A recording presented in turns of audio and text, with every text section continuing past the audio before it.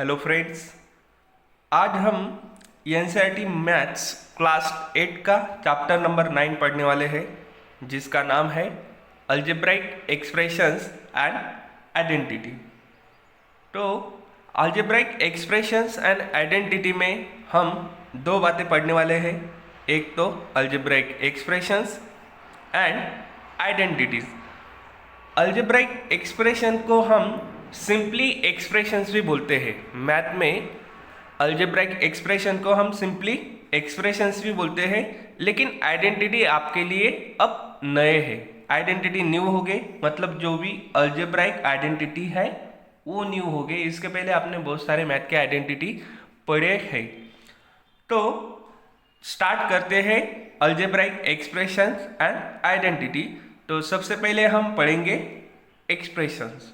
क्या पढ़ेंगे हम? एक्सप्रेशन। तो एक्सप्रेशंस के बारे में आपने इसके पहले की क्लास में भी पढ़ा है। एक्सप्रेशंस क्या होते हैं? तो एक्सप्रेशंस का मतलब होता है एक्सप्रेस करना। एक्सप्रेशन का मतलब क्या होता है? एक्सप्रेस करना।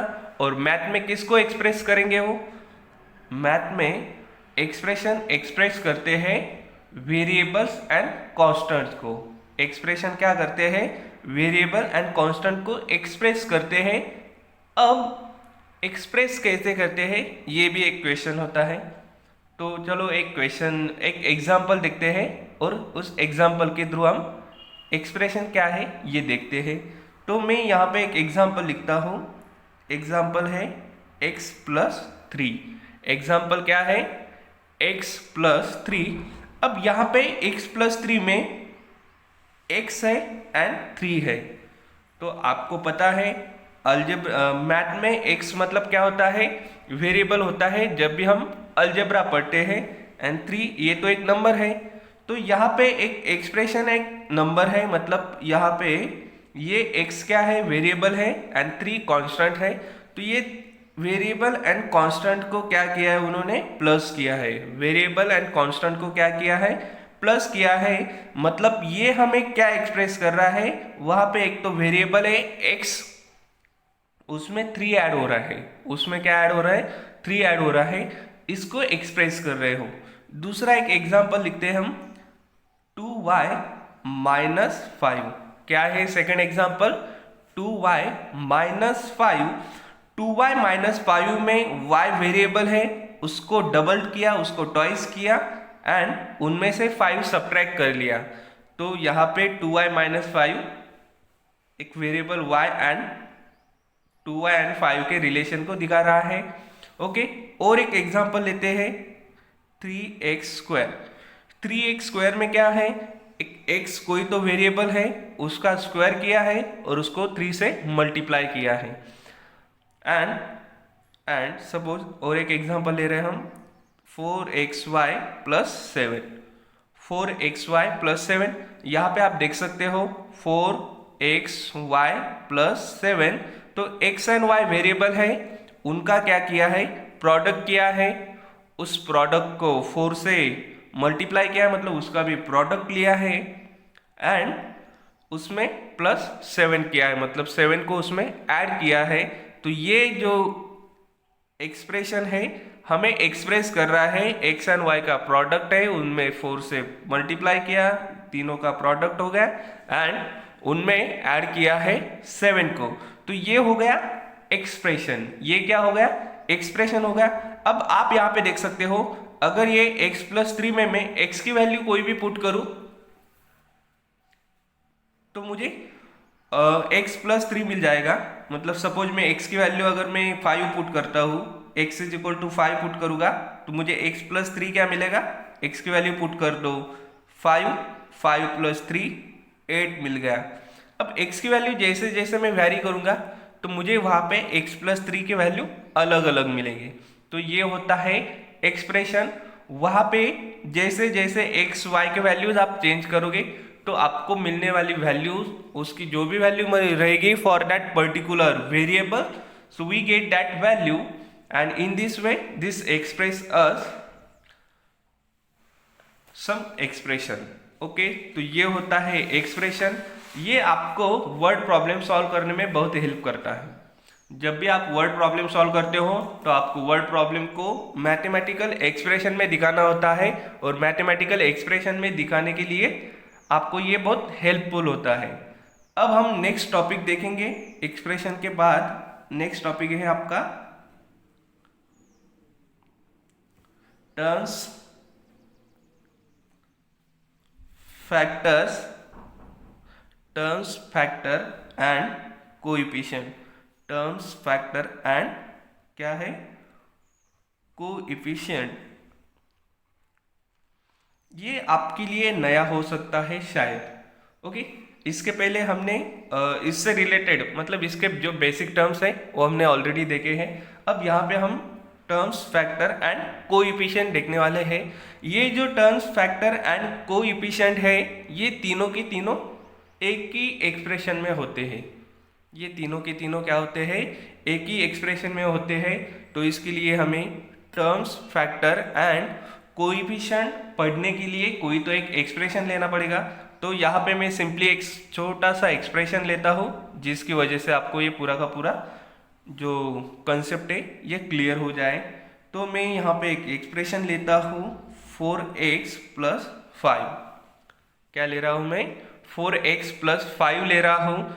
4x + 5 में ये जो एक्सप्रेशन है 4x + 5, 4x + 5 ये एक्सप्रेशन 4x एंड 5 इन दो चीजों की वजह से बना है। ओके, 4x + 5 कैसे बना है, जिसमें 4x है एंड 5 है, इन दोनों की एडिशन की है तब हमें 4x + 5 मिला है। तो यहाँ पे 4x एंड 5 को मैं क्या बोलूंगा, टर्म्स बोलूंगा। मैं क्या बोलूंगा, टर्म्स बोलूंगा।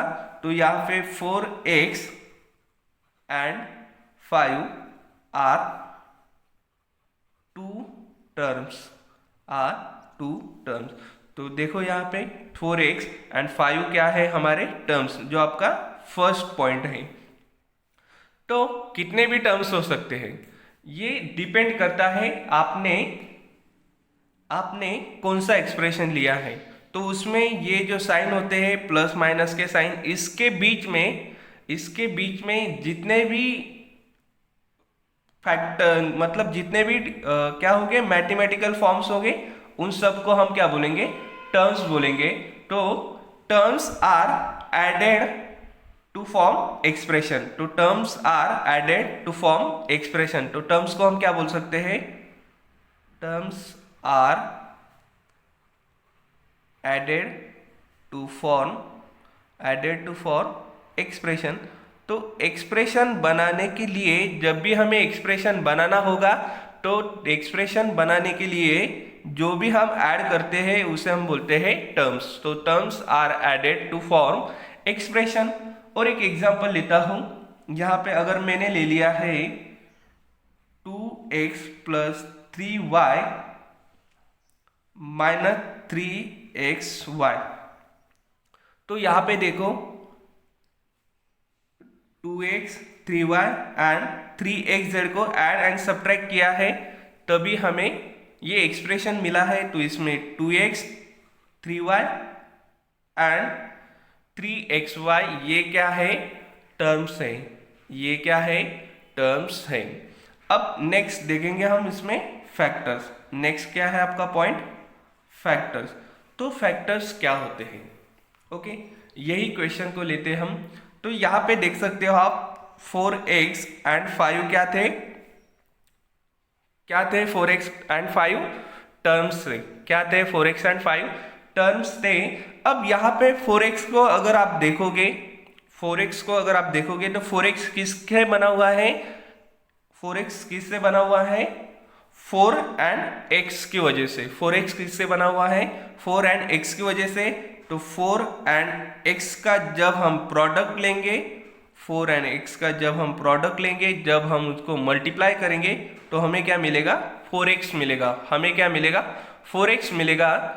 तो 4 एंड x को मैं क्या बोलूंगा, फैक्टर्स बोलूंगा। 4 एंड x को मैं क्या बोलूंगा, फैक्टर्स बोलूँगा, मतलब जैसे ही मैं इन दोनों को स्प्लिट करता हूँ, सेपरेट करता हूँ उस प्रोडक्ट को, तो मुझे जो कुछ भी मिलेगा वो रहेगा उसके फैक्टर्स, वो रहेंगे उसके फैक्टर्स। तो टर्म्स जो होती है ये 4x एंड 5 ये टर्म्स थी, तो terms themselves can be formed as the product of factors। तो मैं यहाँ पे लिख सकता हूँ terms themselves can be formed as the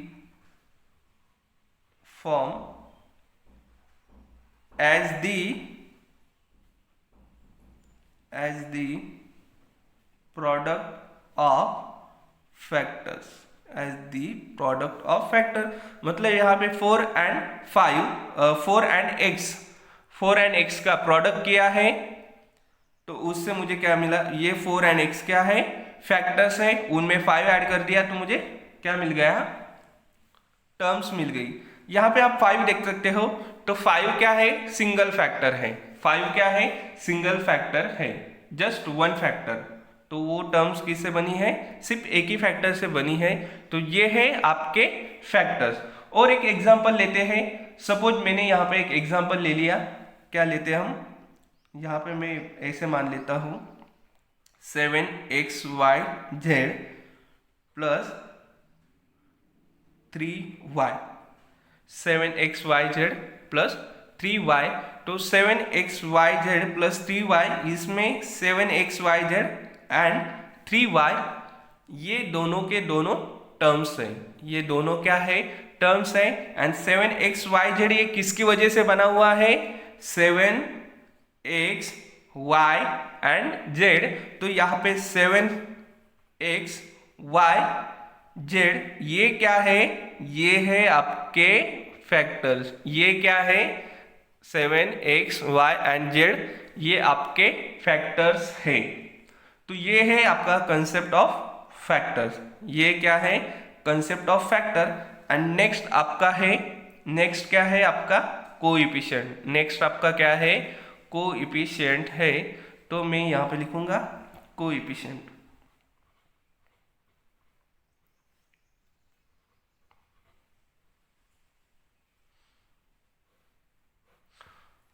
अब देखो दोस्तों, आपने यहाँ पे क्या पढ़ा, टर्म्स एंड फैक्टर पढ़े। अब टर्म्स एंड फैक्टर के बाद आता है कोएफिशिएंट। तो आपने फैक्टर्स में क्या पढ़ा, अगर हमारे पास कोई टर्म्स है, तो टर्म्स जिस वजह से बनी हुई होती है, जिनके प्रोडक्ट की वजह से बनी हुई होती है, उसे हम क्या बोलते हैं, फैक्टर्स बोलते हैं। जैसे कि 4x, ये 4 एंड x की वजह से बना हुआ है, 7xyz है, 7xy एंड z की वजह से बना हुआ है। इनमें 4 एंड x में, मतलब 4 एंड x ये दोनों क्या है, फैक्टर्स है। तो 4 एंड x में 4 ये नंबर है एंड x ए वेरिएबल है। 7xyz में 7xy एंड z ये सभी के सभी फैक्टर्स है, और उनमें से ये जो फर्स्ट फैक्टर है ये नंबर है।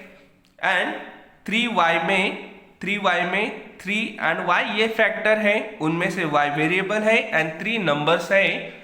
तो फैक्टर में जो कोई भी नंबर होता है, फैक्टर में जैसे हमने यहाँ पे फैक्टर्स फाइंड किए टर्म्स के, तो फैक्टर में जो कोई भी नंबर होता है उस नंबर को हम बोलते हैं न्यूमेरिकल कोएफिशिएंट। उस नंबर को हम क्या बोलते हैं, न्यूमेरिकल कोएफिशिएंट, एंड सिंपली हम बोलते हैं कोएफिशिएंट।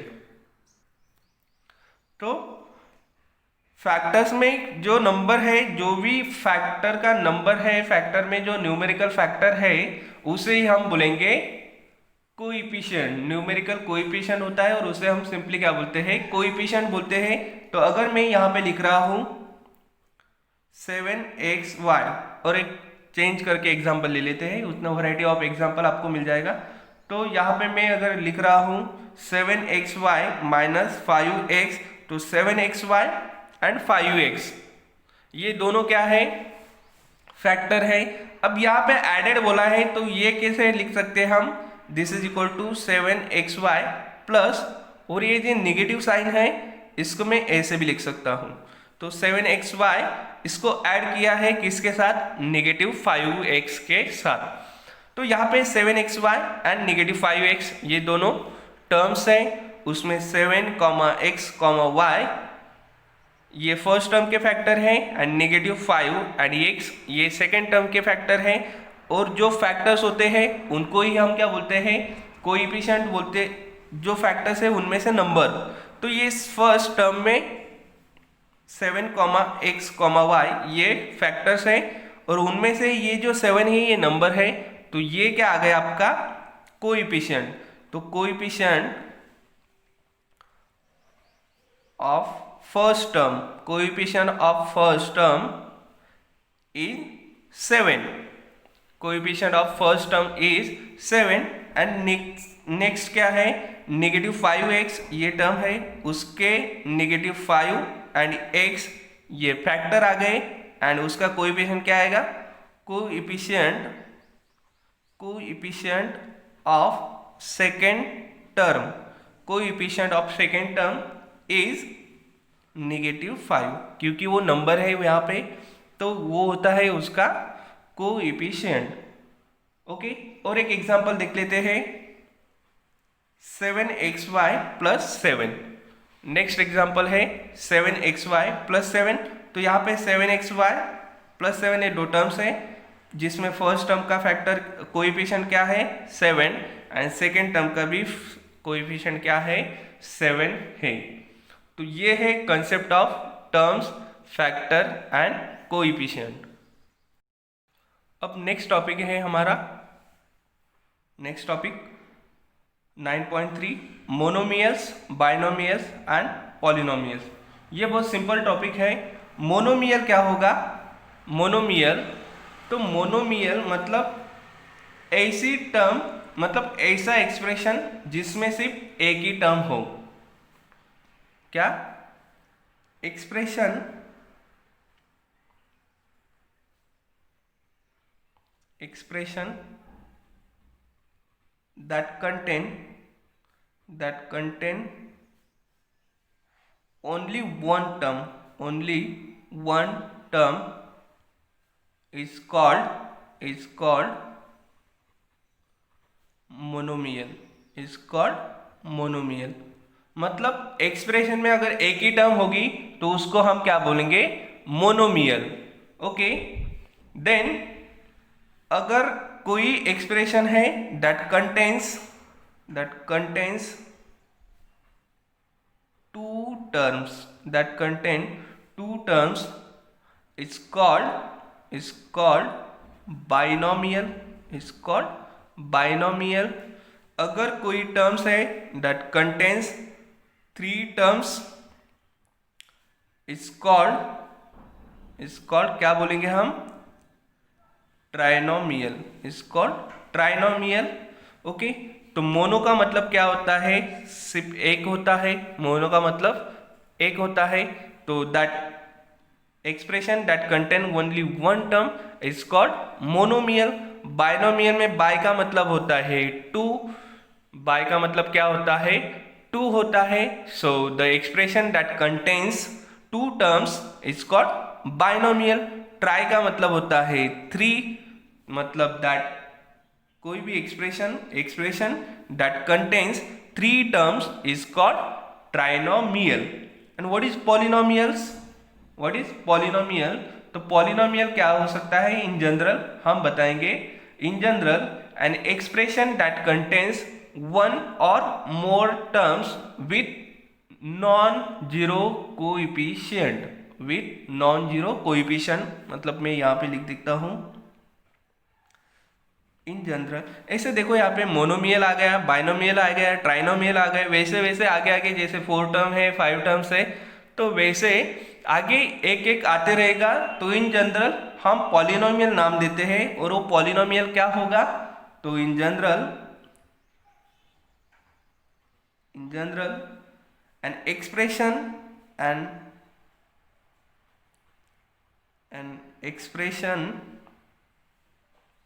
containing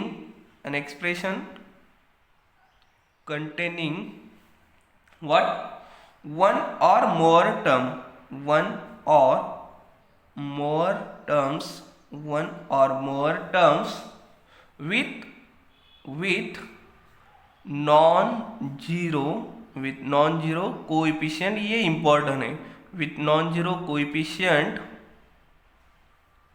मतलब नॉन जीरो कैसे होना चाहिए, without variable having negative exponent, जो पावर होती है एक्सपोनेंट होता है वो नेगेटिव नहीं होना चाहिए, उसे हम क्या बोलते हैं, पॉलिनोमियल बोलते हैं, उसे हम क्या बोलते हैं, पॉलिनोमियल बोलते हैं, इज कॉल्ड पॉलिनोमियल।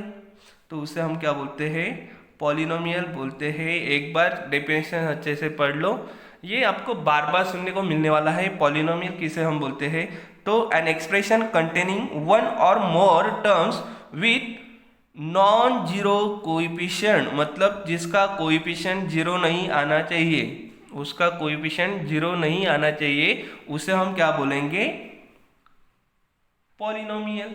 तो पॉलिनोमियल क्या करेगी, में कंटेन वन और more than one terms, one और मोर देन वन टर्म्स, मतलब एक टर्म होगी, दो टर्म हो सकते हैं, थ्री टर्म्स हो सकते हैं, और उससे ज़्यादा भी टर्म्स हो सकते हैं, बट उनका कोएफिशिएंट जीरो नहीं आना चाहिए, वो नॉन जीरो होना चाहिए। अगर कोएफिशिएंट जीरो आ जाएगा, सपोज मैं यहाँ पे एक टर्म लिख ली, यहाँ पे सपोज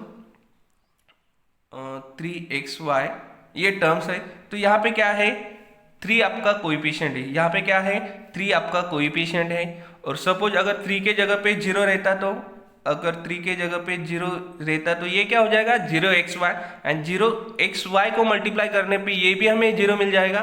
तो वहाँ पे कुछ टर्म होने का, कुछ एक्सप्रेशन होने की, कुछ एक्सप्रेशन एग्जिस्ट ही नहीं होता है, इसके लिए उसके जो भी टर्म्स है सभी के सभी क्या होने चाहिए, नॉन जीरो होने चाहिए, उसके जो भी टर्म्स है उसका कोएफिशिएंट क्या होना चाहिए, नॉन जीरो होना चाहिए। ये है concept of monomial, binomial and trinomial. बहुत सिंपल है, एक टर्म होगी तो मोनोमियल, दो टर्म होंगे तो बाइनोमियल, 3 टर्म होंगे तो ट्राइनोमियल, और इन जनरल इसको ही हम क्या बोलते हैं, पॉलिनोमियल्स बोलते हैं, लेकिन उनका कोएफिशिएंट क्या आना चाहिए, नॉन जीरो आना चाहिए। ओके, तो कुछ एग्जाम्पल देख लेते हैं हम, जिससे आपको और क्लियर हो जाएगा। तो यहाँ पे मैं डायरेक्टली एग्जाम्पल लिख के देता हूँ, आपको उसमें से बताना है, क्लासिफाई करना है उसको कि कौन सी टर्म क्या है। तो यहाँ पे फर्स्ट टर्म में लिखता हूँ x plus y plus z, then में लिखता हूँ AB, देन में लिखता हूँ 17, then negative AC, then negative z plus 5 और 4x²। तो यहाँ पे फर्स्ट टर्म की ओर ध्यान दो, फर्स्ट एक्सप्रेशन की। तो यहाँ पे क्या है, x plus y plus z, तो यहाँ पे 1, 2 एंड 3 टर्म्स है। यहाँ पे कितने टर्म्स है, 3 टर्म्स है।